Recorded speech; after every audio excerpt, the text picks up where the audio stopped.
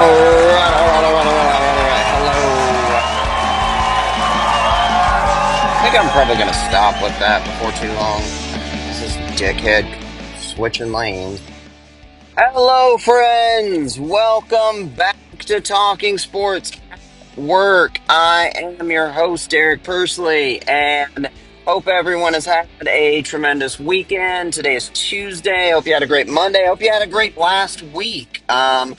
I have not obviously been doing the podcast, but you should be keeping up with things on the YouTube channel. We had some pretty good London videos and England videos on the YouTube channel. If you're not watching the YouTube channel, then I don't know what's wrong with you. You should be. And just so you know, I actually did record an episode across the pond as well, just a straight up podcast channel. Let me go ahead and turn this. Just a straight up podcast episode like this, because it was going to take me like an hour and a half to drive to. I think I was going to Stonehenge at that point, and so I decided, you know what, I'll just go ahead and do a podcast. Yeah, for anybody who's new or forgotten, the premise of this is kind of it takes me about an hour and a half to get to where I work, and so on the drive, I just start a while back started doing podcasts. I guess it's been about a year now that I've been doing this. I should look that up and see. I mean, we probably missed an anniversary.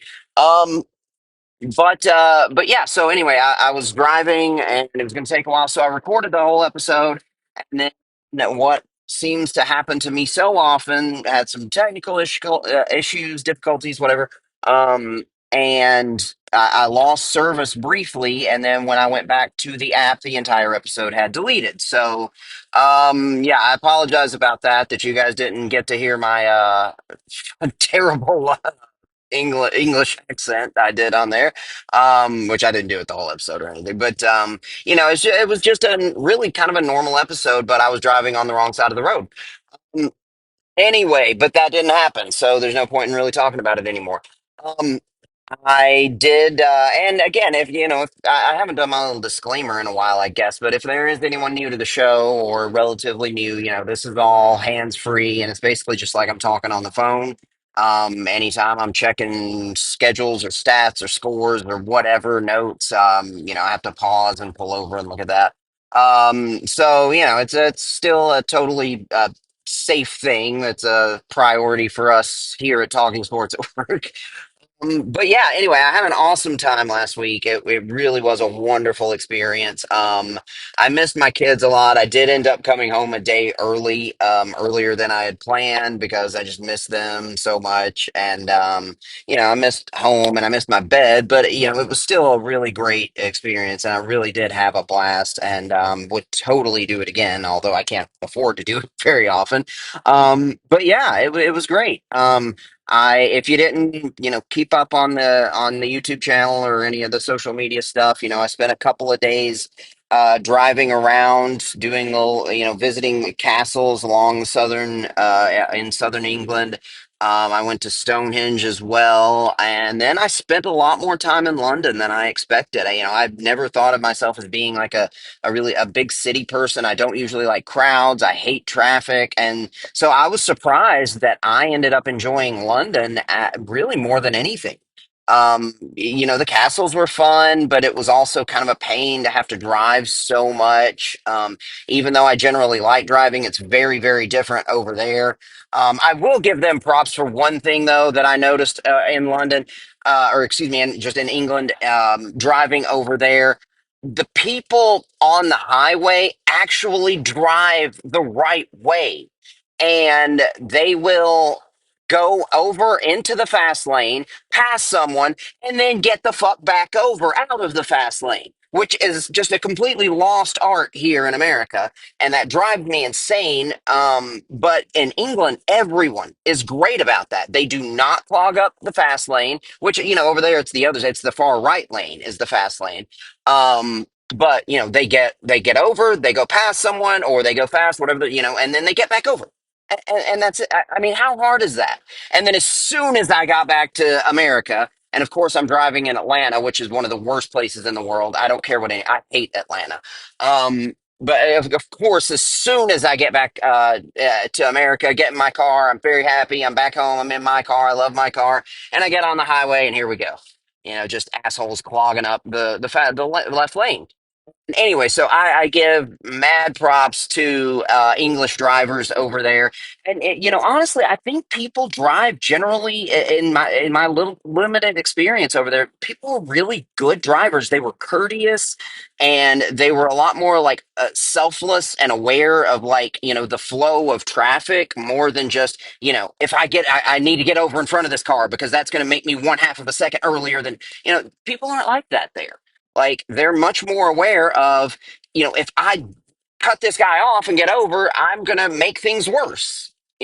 So I'm just gonna not try to jump in front of one car like it's gonna make some difference. Or, they will let people get through with it, and I think and I didn't mean to get into a whole thing with this, but just really quickly, I think maybe part of the reason for that is it seemed like driving over there, the laws and the roads, it was a lot less structured than it is here. There were a lot more yield signs than stop signs. There were a lot more, which over there it says give way. It doesn't say yield, but it's the same thing.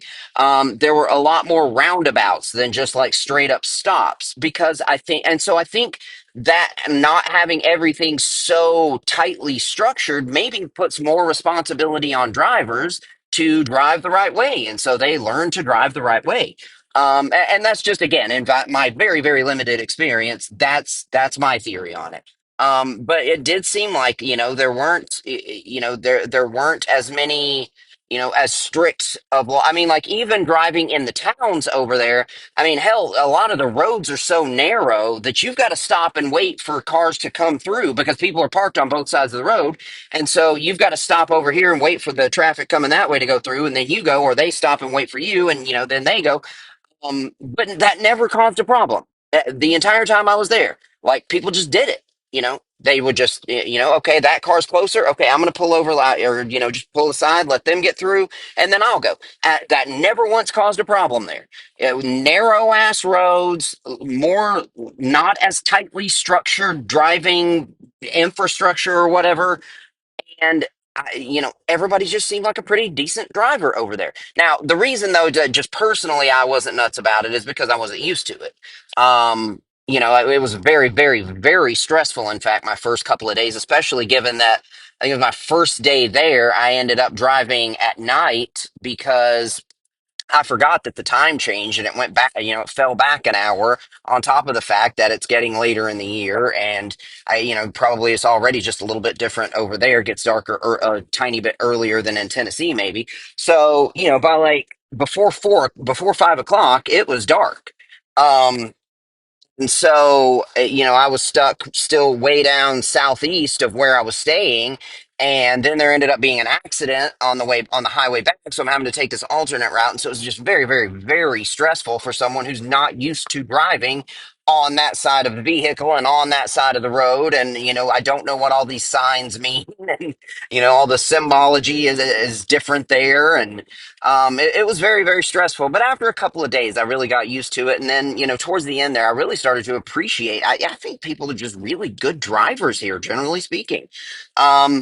And I believe that. I think that just generally, and again, I didn't go all over England, but I did go all over a wide portion of southern England and especially southeast England. I actually stayed in Maidstone, which is southeast of London. And I didn't drive in London much, although I did, just a little bit. Like I drove just like right into the city and then, parked and took public transportation the rest of the way. But even in the city, like it wasn't nearly as bad as I was afraid it would be. And I don't think it was nearly as bad as it is in bigger cities here. And I've never tried to drive in New York or anything, but Atlanta, inside the city of Jacksonville, I don't know, Chattanooga, Nashville, wherever else I've driven, I think just generally it was better there, even in the high trafficked areas. Um, it was just that I wasn't used to it. So anyway, I got off track there. The point is that um, I ended up enjoying being in the city a lot more than I expected. And the castles were awesome, but it just took so long to drive to each one. And drive, I did not enjoy driving as much as I normally do because it was so foreign to me, everything over there. And so I spent so much time in the car, more than I had planned on, I guess, and more than I had realized there would be.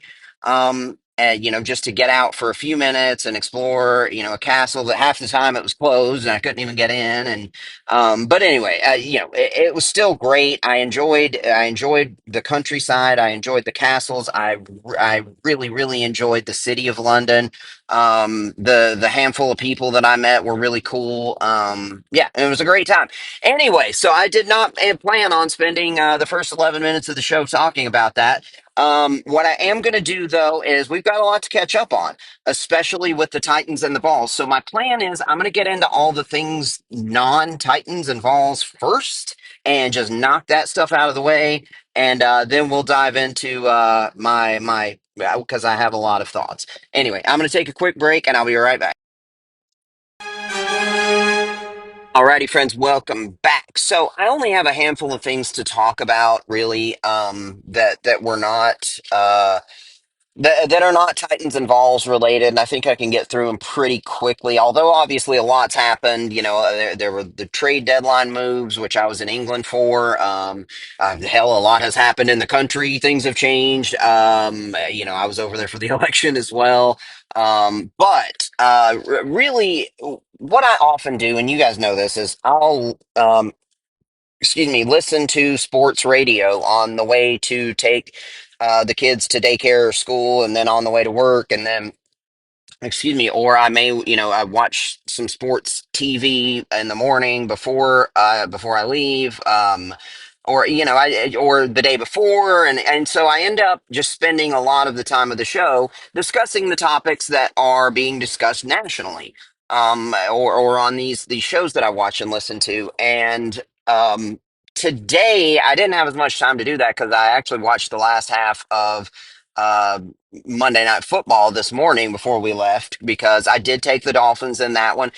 And my thinking was just that, they've come so close. Like, yeah, their record says that they're terrible, but if you have actually watched their games since Tua came back, they have been a totally different team. They've been much, much better, and they've come very, very close against, I mean, some really good opponents. They only lost by like two to Buffalo. They lost by I think one to the Colts, who were not a great team, but they've been really really close. Even though they've still lost with Tua back, it's not like they were the games when he was out. And so I'm not a big believer in the Rams this year, and it just felt like that's a nice underdog pick to take, and so I did, and it worked out. Um, and then. I took Houston in the Sunday night game with sort of a similar thinking, mostly because they're so much better at home. And I was thinking, maybe the Lions will be a little bit, feeling themselves, and they're coming off some big wins and looking like the best team in football. And the Texans being so, so good at home and being so upset over the way that things went in New York. I just figured that's another good opportunity to take the underdog there. And I thought that one was wrapped up. I went to bed at like halftime on that one and woke up the next morning and somehow they lost with Jared Goff throwing five interceptions and having a 16-point lead when I went to bed. So they ended up blowing that one. You know what? Bear with me just one moment. I forgot I need to do something real quick. Hang on. I'll be right.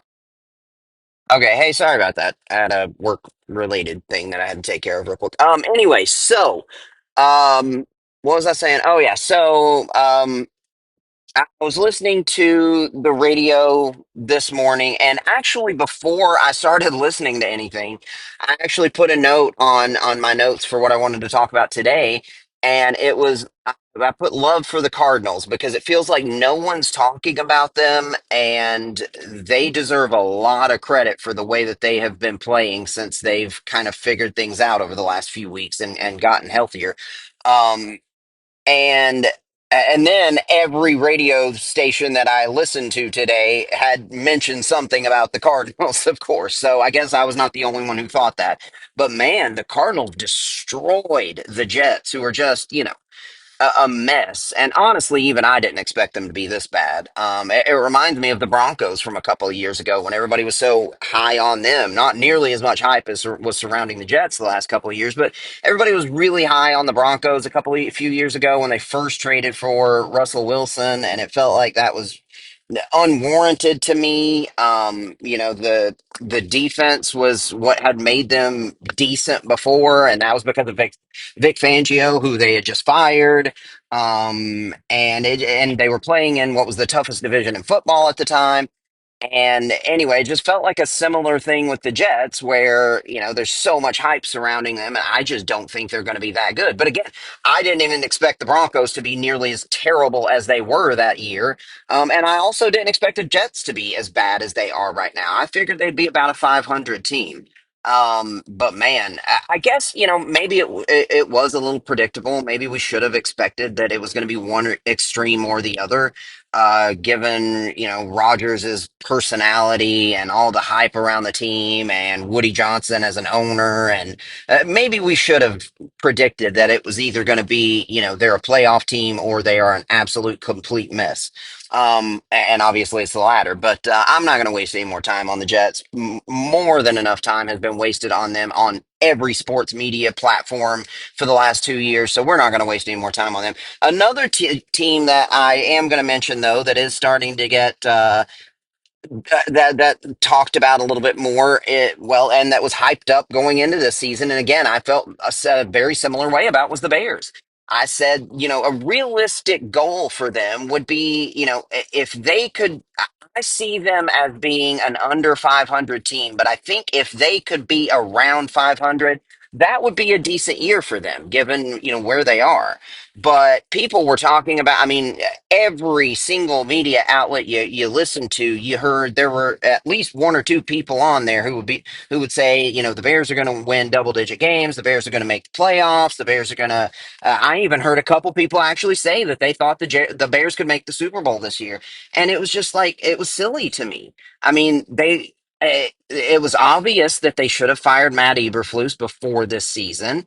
Um, and you're going into it with a coach on the hot seat and a rookie quarterback. What is there to make you believe that this team is a playoff team? There's a decent defense, but you've upgraded the skill position players, but Keenan Allen can't stay healthy. I was never a big believer in Roma Dunze. And they acted like this DeAndre Swift signing was some big deal when, if he was that good, he'd still be in Detroit or Philadelphia or something, I mean, that one didn't make a ton of sense either. So, I was just never a big believer in the Bears. And the reason I'm talking about this is because now other people are starting to say the same thing. And all those people who were saying they were going to win double digit games are nowhere to be found, or they never said that, which is another frustrating thing about the national media. But, um, but the reason why it sticks out to me, the reason why it's a thing that I kind of keep harping on, is because it feels like you've got this.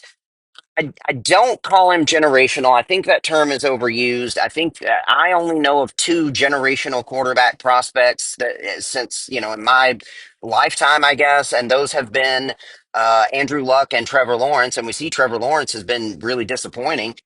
But Caleb Williams was like the very next level down, which is like a surefire number one, as close as you can get almost to a can't miss quarterback.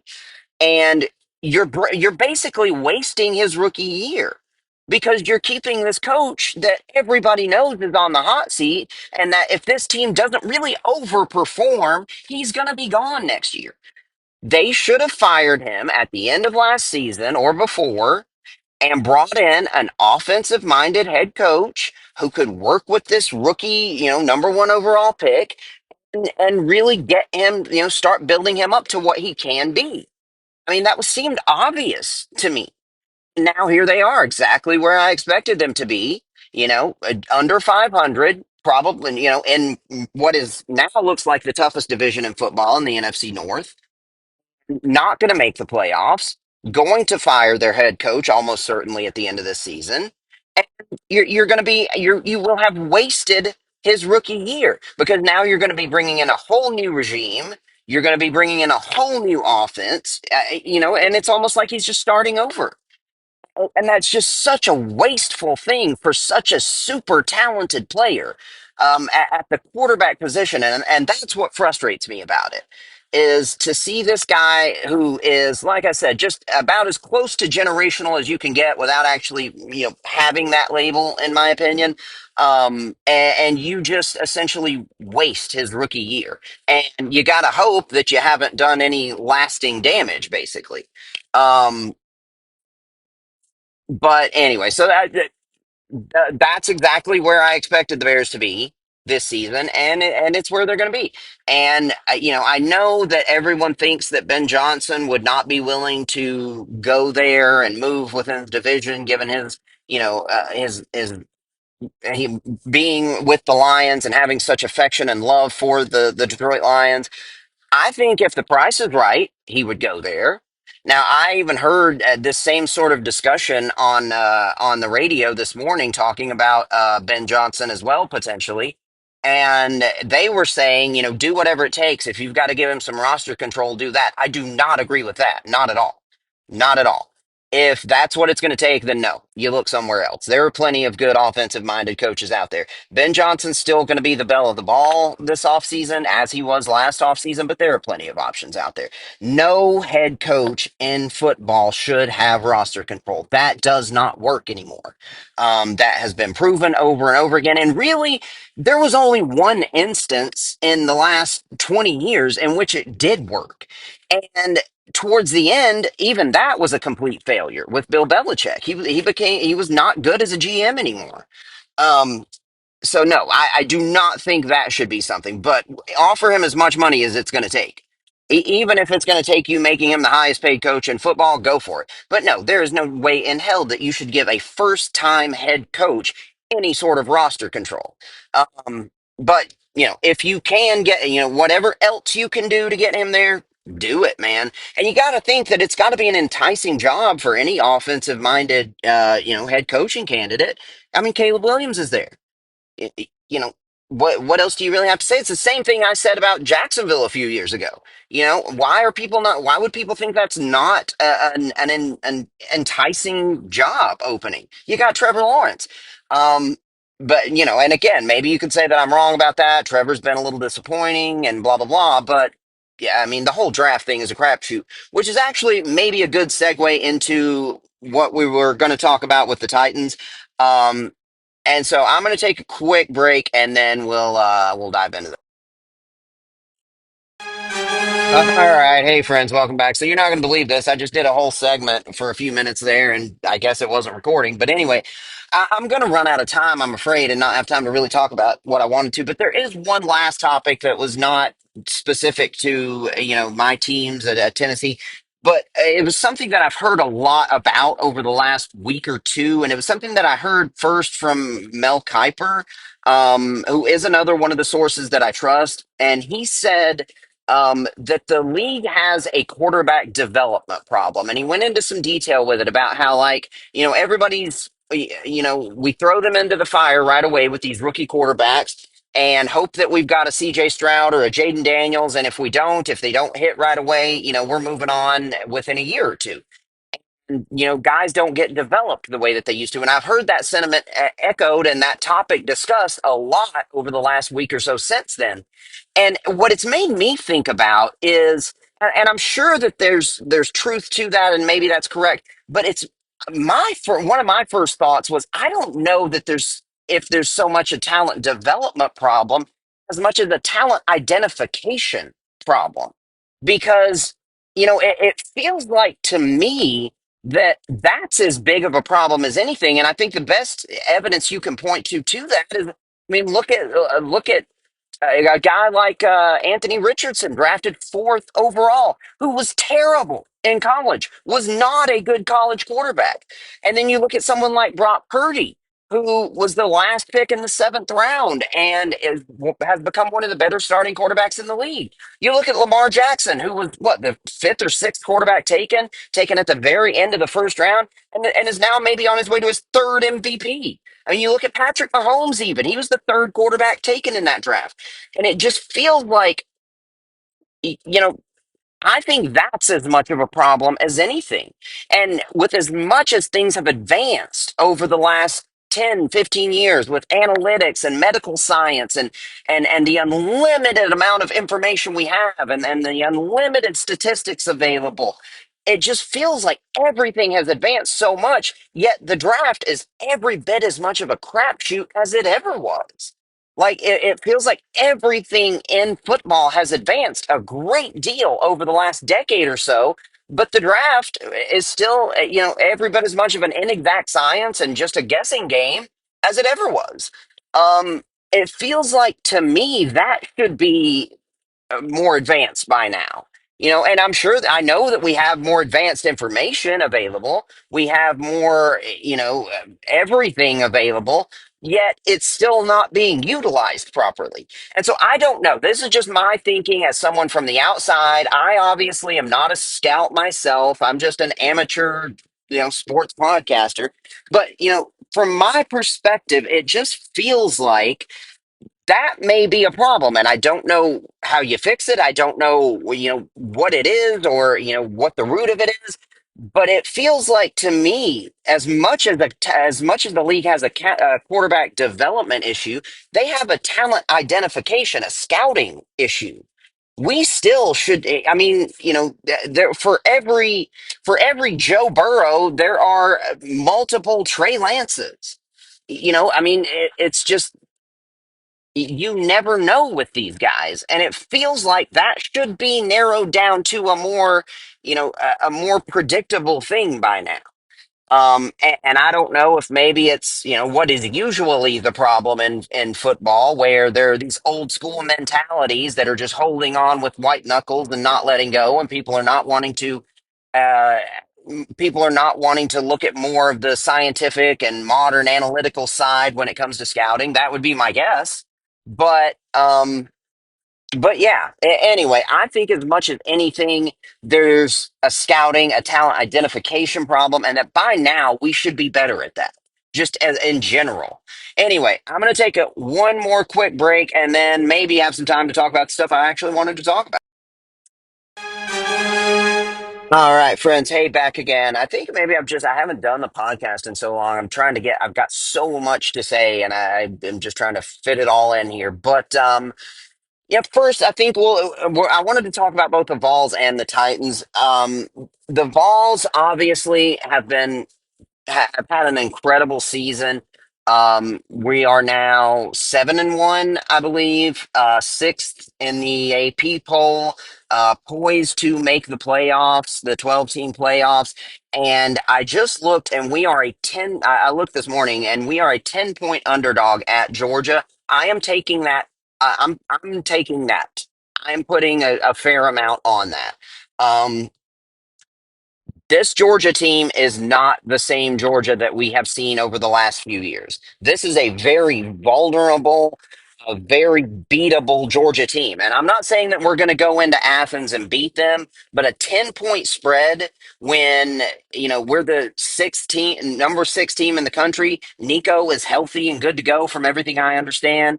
And, we've got the best running game in the SEC. We've got one of the best defenses in the country. I just do not see this as being a 10-point spread kind of game.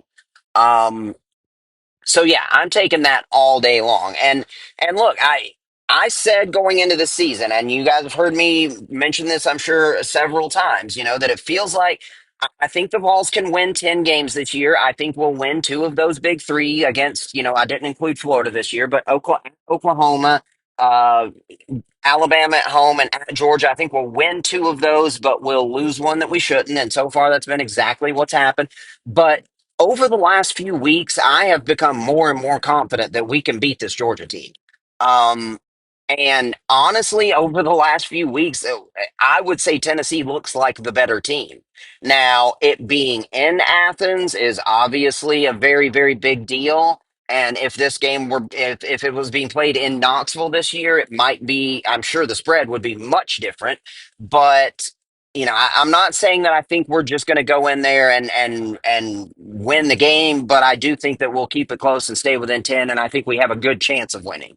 Um, And I just wanted to say the Mississippi State game last week, because I know people have been a little bit down on the Tennessee offense over the last few weeks, but it really, 2 weeks ago, really seemed like Nico had gotten things figured out, and we were now connecting with those receivers and the deep shots, and things were really, he was back to being that Nico we saw in September. And I think I even mentioned on here and maybe at various times that maybe he's just not an October guy. Maybe he's just not a fan of Halloween, because he was great in September, not so great in October, but then once it turned to November, he started looking really good again.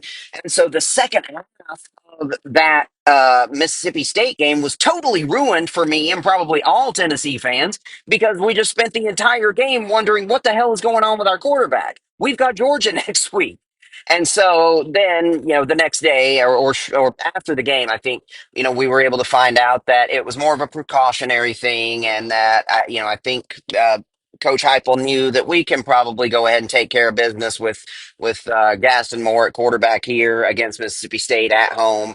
And that Nico should be ready to roll. So that was, the best possible news that we could have gotten. But it really sucked to watch the second half of that game, because that's the main thing that's on your mind the whole time, is what's going on with our quarterback. But we've got this game against Georgia. If we win this, that's basically almost guaranteeing us a spot in the SEC championship. Although we definitely don't want to overlook Vanderbilt this year. But if we win this one, we will still be only one conference loss. And yeah, if Georgia wins this one, things are going to get really, really mucky, because there are going to be a lot of two-loss teams. That Texas and Texas A&M game at the end of the season is probably going to be a first spot in the SEC championship. Although another thing that I will say, another spread that I absolutely love this weekend is Texas getting 13 or 14 points at Arkansas. I'm taking Arkansas in that one. That's one that I pointed to, because I've looked at Texas's schedule, early in or right before the season started, maybe, because I was amazed. It was maybe the easiest SEC schedule I can remember ever seeing. Um, but one game that did stick out to me on there was, well, a couple games. One was A&M, but also at Arkansas was another game I saw on there that was like, they better watch out for that one. And I'm not just saying this because Arkansas beat the Vols in Fayetteville. Arkansas has just been a pretty good team all year.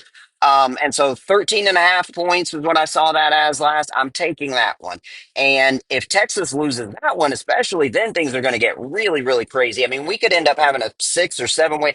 I mean, you look at all the teams that are one or two losses right now. It's Tennessee, it's Texas, it's Georgia, Alabama, Missouri, LSU, Ole Miss. Did I say Texas A&M? I mean, that's 8 teams right off the top of my head that are still very much in the running for the SEC championship. And another thing that's I've really been wondering about all year, and before this year started, um, is I wonder how valuable conference championships now are. Because I know if you win it, then you obviously, get that first round bye, and it's a huge deal. But if you look at, like, I don't know, let's say for the sake of argument that it's Tennessee and Texas A&M. Let's say we beat Georgia and A&M beats Texas at the end of the year. Um, if we then win that SEC championship, and Texas A&M loses another game, that'll give them 3 losses, because they lost to Notre Dame in first game of the season. That could knock them out of the playoffs, right? So it makes me wonder. I mean, how desirable are these conference championship games now? Because yeah, it provides a team with an opportunity to get a first round bye, but it also provides a team with an opportunity to get knocked out altogether, right? I mean, that's got to be something I'm surprised more people aren't talking about. Especially as we get closer to that, I think you will hear more people talking about that, because you're going to see some two-loss teams now. Possibly getting into the SEC championship, the ACC championship, the Big Ten, possibly. Although the teams at the top of the Big Ten, of the rest of that league is shit.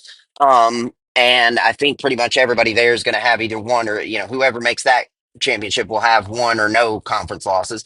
But if you look at the other conferences, there are going to be a lot of teams playing for these conferences that have maybe two losses and that are kind of already on the bubble, on the playoff bubble, where if they win, awesome. They've now shot themselves all the way up to a top four seed. If they lose, though, they're out altogether. Um, and that's just something that's kind of been an interesting thing that it feels like I'm surprised not more people are talking about. But I think we will start hearing those discussions as we get closer to the end of the season. Anyway, what else was anyway, loved what the Vols are doing this year. I know everybody's been down on the offense and rightfully so through October, but it does feel like from last week to the first half of Saturday's game, the offense was really getting back on track again. And Nico was starting to connect with those receivers on those deep shots. I mean, even Gaston Moore was connecting with the receivers on the deep shots. And if nothing else, it was opening up the field for the running game. And everything else. And so I really think the offense is back on track. And assuming that Coach Heupel is telling the truth and that Nico is totally healthy and good to go for Georgia, I really think that's a game that, yeah, I'm very excited about. I'm more excited about this game than I have been again about the Tennessee Georgia game in several years. I'll say that. And anyway, I'm going to take another quick break and talk about the team that probably doesn't deserve as much of my time, and that's the Tennessee Titans. Alrighty, friends, welcome back. So, honestly, I started this show today with the intention of talking mostly about the Titans because actually yesterday was my first day back to work after my vacation. And I mean, I'm not gonna lie, I talk to myself it's not half, but frequent sometimes when I'm driving anyway. And I found myself on the drive out here to my route talking about all the problems with the Titans, just talking out loud, thinking out loud about it. And I was like, man, I should have been just recording this and doing a podcast with it. So anyway, I came into today thinking, okay, I'm going to go over that stuff again and just talk about all these issues and the current situation that we're in. And now I'm going to run out of time probably before I'm able to talk about it all everything. But here's the thing about where the Titans are right now. The rest of the season, and I said this a couple weeks ago, and that's why I couldn't understand why we kept playing Mason Rudolph. The rest of this season is entirely about evaluating Will Levis. And I even said before the Chargers game that there's still about a 5 to 10% chance that he could really turn things around. And sitting him maybe was a good thing. Maybe that was something because, I don't think it was the shoulder injury. I mean, the shoulder injury happened and then he still played the following week. So I don't think that was the reason.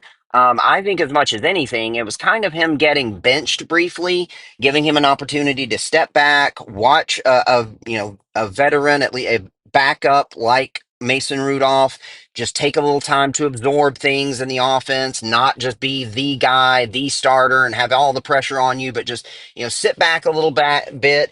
And honestly, that was, I know, if you didn't watch the game, you wouldn't know it from the stat line. That was one of the best games Will Levis has played all year, maybe the best. And I did watch the entire game, and it was really closer than, I know we ended up losing by 10, but that's a really good team. I mean, the Chargers are going to be in the playoffs, and the Chargers are going to make some noise in the playoffs as well. The Chargers are a team to watch out for in the AFC playoffs. I'm not saying that they're Super Bowl bound just yet, but Jim Harbaugh has just done his Jim Harbaugh magic. They've got a superstar quarterback who I've always loved, Justin Herbert, going all the way back to him, as a prospect. I've been a huge Justin Herbert fan. They've got an outstanding defense. The Chargers are a team to watch out for. So, we kept that game pretty close until at the second half. It was a good game, and really it was the defense and once again the special teams that let us down as much as anybody in that game. The defense that has been really good this year for the most part was not as good in this Chargers game. Um, But again, the Chargers, I think, are better than people realize. Um, Now, but then if you look at, what was really the thing to be watching, that was the offensive side, specifically the quarterback. He did not make any stupid bonehead turnovers. He did have one fumble, but it was a strip sack, and it was the kind of thing that you just see happen to quarterbacks from time to time. It was not some stupid, backwards lateral when he's going down or some ridiculous bonehead play. He didn't make any of those. And the fumble that he did have was recovered by the offense, so it didn't even end up being a turnover. But he was making good decisions. He was taking check downs. He was making incredible, very accurate throws. Um, and it was just one of his better games. And this is what I've said about Will Levis all year: is we just need to see him do the stuff. We know that he can do things that only a handful of guys in the world can do. Only a handful of quarterbacks in the NFL can throw the ball with the have the kind of arm that he has. Only a handful of guys have the kind of size and athleticism that he has. But every NFL quarterback can do the kind of things. Every starting NFL quarterback can do the kind of things that we really need to see from him. And that's basically just managing the game. Just don't make any mistakes. You know, let take what the defense gives you, utilize these good skill position players that you have, and be a Brock Purdy. That's what we want to see if you can do. We know that you can do things that only a handful of other guys can do. What we need to see is that you can do the things that every starting NFL quarterback can do. So far, the answer to that has been no. He's not going to be able to be careful with the ball, to lead the offense successfully and efficiently, to not make at least one or two ridiculous mistakes. It's just he's not going to be able to do that, it looked like. But now, after having I think it was 3 weeks to sit and watch and take a step back, this was the version of Will Levis that we were hoping to see at the beginning of the season. Even in a loss, yes, this was maybe the best Will Levis has looked this year. And so that really kind of changes the entire narrative, the entire game plan, the entire everything for this team. Because if he continues to play like that, then we are not, as clear. Things are not going to be as clear cut as it looked like a few weeks ago. If he continue, and I hope he does. I hope we don't have to draft a quarterback. I hope that he does continue to play like that. That sitting for those few weeks, it seemed like it helped Bryce Young too. That really did some good for him, and that he is the guy that we hoped he was going to be going into this season. That's still my hope. I'm still holding out hope for Will Levis, and in his first game, all signs are positive. Here's the other side of this, and this is what I said before the season started, and I have said ever since. This season is really about two things, because even though we have a talented roster, we're not a Super Bowl team. We're not going to be competing. Our ceiling this year might be, making a run for the playoffs, maybe sneaking in and getting to the divisional round. But what this season is really about, it's two things. It's answering two questions, really. Do we have the quarterback? Do we have the coach? That's what this season is about. So far, it had looked like about, through the first 6 games of the season, the quarterback thing was a resounding no. And the coaching thing, though, seemed like, yeah, Callahan seems like he's pretty good. The offense, I like it. It's a lot more modern. Everything we've heard about him. And here's the thing: evaluating a coach, especially for someone on the outside, but even for like NFL insiders, it is tougher, a lot more difficult than evaluating a player. Evaluating a player's performance is pretty easy for an educated fan or a media person or whomever. It's pretty easy to evaluate a player. But evaluating a coach is much different, because we don't see 95% of what goes into coaching. We don't see what goes on behind the scenes. We don't see what goes on in practice and in the meetings, and what they're talking about on the headsets even during the game. We don't see the majority of what goes into that job. So evaluating coaching is a lot more difficult, but there are some indicators. I will say this. It seems like after just one game, and it's only one game, and I'm well aware of that, and I'm, putting that disclaimer out there. It's only one game. But after that Chargers game, my mentality on those two questions has sort of flipped to a small degree. Do we have the quarterback? My confidence has gone up a tiny bit. Do we have the coach? My confidence over the last few weeks, really, has gone down. And I'll tell you why. There are a few ways that you can sort of evaluate coaches. One is team discipline. I don't know where we rank. I wish I would have looked it up before I started. I am sure we are towards the bottom of the league or the top of the league, however you want to look at it, in penalties. We are one of the most penalized teams in the NFL. And over and over again in these games, we see stupid penalties. We see pre snap penalties. We see terrible illegal contact or defensive holding on third down. We see just stupid penalties in key situations that really hurt us.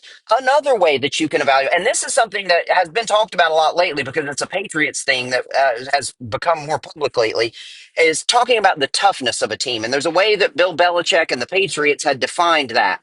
And it was basically run the ball, stop the run, and cover kicks. That was how the Patriots during that great era defined toughness in a team. And that's still how, Gerard Mayo defines it. Excuse me. Covering kicks is a bigger deal than people give it credit. And I think the reason for that is because it's just assumed that it's something that every NFL team can do and should do, right? I mean, that's something that we really shouldn't have to worry about, right? I mean, but for some reason, we have had consistently maybe the worst special teams in the NFL this year. I don't think it's gotten talked about nearly enough. And there's been a lot of heat on the special teams coordinator. So far, Callahan has continued to stick by him. But I heard something that was just ridiculous a couple of weeks ago when they were interviewing the special teams coordinator, and he was talking about it was specifically punt coverage and protection. And I don't remember how he worded it, but he was explaining how we had been allowing multiple punts to be blocked in the first few weeks of the season. So they made adjustments, and now we weren't allowing punts to be blocked anymore, but we were allowing 30-yard returns, it seemed like, every other time. And so he was asked about that, and he basically made it out as if you've got to pick one or the other. He went into some detail and explaining, well, we took this guy out who's a good gunner, who's good in coverage, but he's not as good in protection. And we put this guy in so we had to move these guys around to prioritize protection. But in doing so, you're going to give up some coverage. And he made it out as like it's got to be an either or thing. Like we can either block and keep punts from being blocked, or we can cover the kicks and tackle the returner. It's like, what the hell? What? Come on, man. Every other NFL team, every other college team. This is just an assumed thing that you can take care of the kickoff. You can make the tackle. You can cover it. You can cover the kickoff. You can cover the punt and make a tackle after, not a big return. It's an assumption. Yet with this team, it has consistently all year been something that has just bitten us in the ass at the worst times where and it's been a reason why, one of the reasons why we have lost some games, because we can't cover kicks, because we allow kicks to be blocked. And and I'm seeing these things, and I'm thinking, this is coaching, man. These are indications we can see of a coach's performance. Things like penalties, which indicate a team's discipline. Things like covering kicks, which indicate a team's toughness. These are elements of coaching that you can identify as a fan on game day. And we've sucked at them. So honestly, and I don't believe that we're going to fire Brian Callahan after 1 year. I never thought that was a real possibility, unless there's just some huge, unexpected thing, or we just don't win another game and we're blown out the rest of the way. Even if we end up with the number one pick, as long as we're relatively competitive, I don't see us firing him after 1 year. And I don't think that we should. I'm not saying that by any stretch. I'm not saying that we should. But I am saying that my confidence in him has been waning more and more as this season has gone along. I mean, another way that you can identify the performance of a coach is how well a team responds to adversity. You know, if a team gets down, are they able to fight back? Or does a team get down and then it just spirals, like it did against the Lions, like it even seemed to a little bit against the Chargers, like it did, who was it? In between the, um, I don't know, but throughout this season, the team has not been very resilient. When we've gotten behind, that's been it.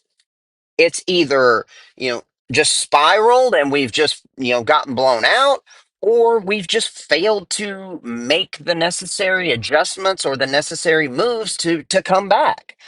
And so, I think that in these little things that you are able to see and evaluate how your coach is doing over these last few weeks, they've looked worse and worse. And it's really made me question that whole aspect of things a lot more. Um, Now, if you would have asked me 3, 4 weeks ago, I would have had the complete opposite opinion. I would have said, I still think Brian Callahan's going to do okay as a head coach. Will Levis is done. Hope the best thing we can do is lose games and hope for the number one pick. And then I'd like to see what Callahan can do with a really good quarterback prospect. Now, and again, I know it's just one game, but there's reason to be a little bit more confident. Where I said, a couple of weeks ago that Levis maybe has a 5 to 10% chance, maybe he now has a 15% chance. That was, again, maybe his best game of the year. And here's what you can say definitively about that game. He was not the reason we lost that game. And through several of the first few games, he was. He and special teams lost us a lot of games. This game, he was not the reason we lost. You can say that definitively. The defense was disappointing. The special team was predictably awful. Um, and we were just up against a better opponent. But the quarterback was not the reason we lost that game. He did his job, and he did it as well as we have seen him do it all season. Um, so anyway, I'm stopped for a second, so I'm actually going to take a look and see. Oh, one other thing, yeah, that I did want to mention about the Titans. I was surprised that before the trade deadline, we didn't make any more moves because I was.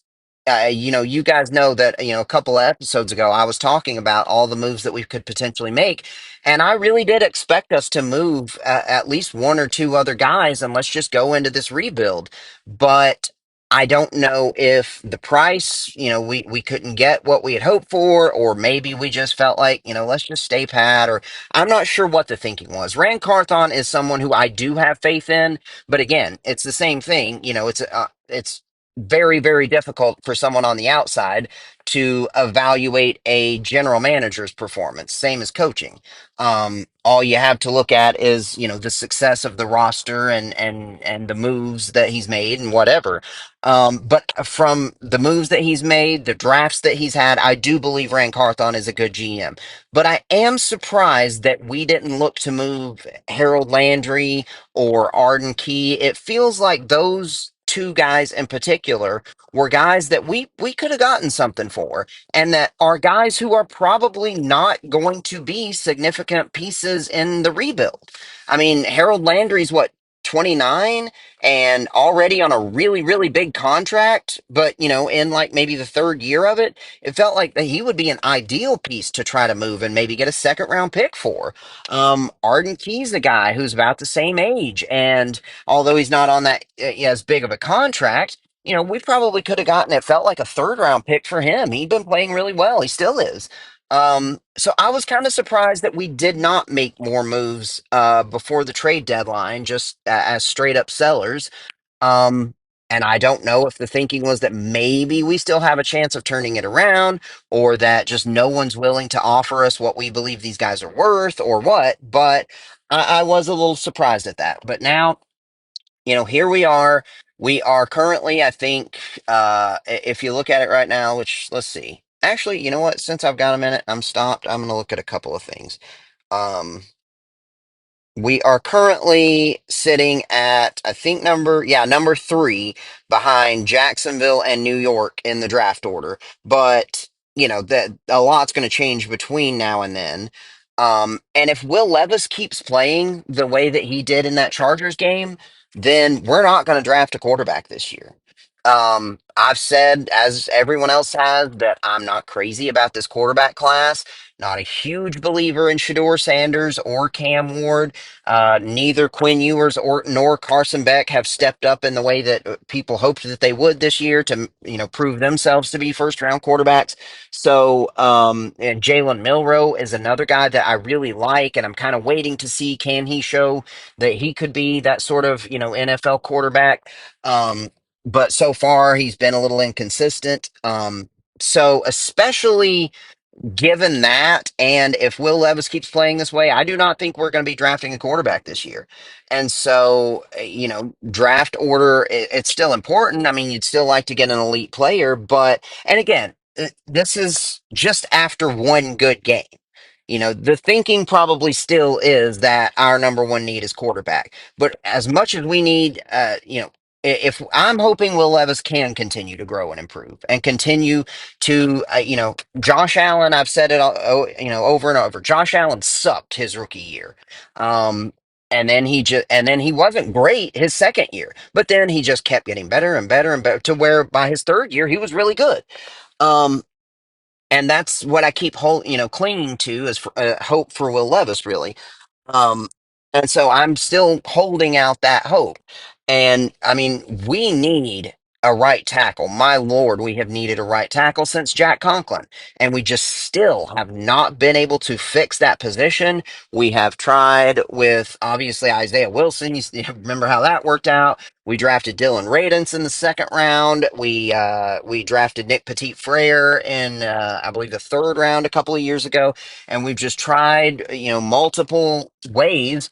But maybe we can go grab somebody in free agency this year who can fill that spot, because if we end up with the number three pick or something, I can't imagine us spending that on a right tackle. Although, hey, the Chargers did. The Chargers, they were drafting what, fifth last year, and you may remember my surprise at that. I thought the Titans were going to get Joe Alt because I didn't think there was any way. The Chargers already had a left tackle, and I didn't think they would draft a guy who had played left tackle and then move him to the right side at five overall, but they sure did, and that's working out pretty well for them. So I don't know. But anyway, right now things are still murky for the future of the Titans. And really, it's about as unclear as it has ever been. Because, like I said, my faith in the coach has just gone down a little. My faith in the quarterback has just gone a little. So those are the two questions. They have been all along, and I still don't know that we're that close to answering either of them. Um, so that's why this season has got to be about the rest of the year. Number one, evaluating Will Levis, and with a side note of kind of evaluating the coaching staff as well. Anyway, I think that's pretty much all I've got for today. I'm kind of killing time because I've got a few minutes left on my break. So anyway, I'm probably going to get back going again. I hope everyone had a tremendous week last week. I hope everyone had a tremendous weekend. I hope you had a great Monday, and I hope you have a great day today and a great week today, or a great day today, um, or a great week the rest of the week. I don't know what I was saying. Anyway, you guys know that I've been talking about the upcoming short story podcast. Continue to keep your eyes open for that. I had planned on having it done sooner, but the good news is I am now going to have my Wednesdays off again, at least for a couple of weeks. I'll be off tomorrow, and I'll be able to. I need to get caught up on my schoolwork because I'm a week behind on it from my England trip. But I'm also going to try to get this short story thing going a little bit over the next couple of weeks. So keep your eyes out for that. If you're not watching the YouTube channel, I don't know what's wrong with you, but you should be. I hope everybody has a great rest of your week, and I'll talk to you again soon. Love you. Bye.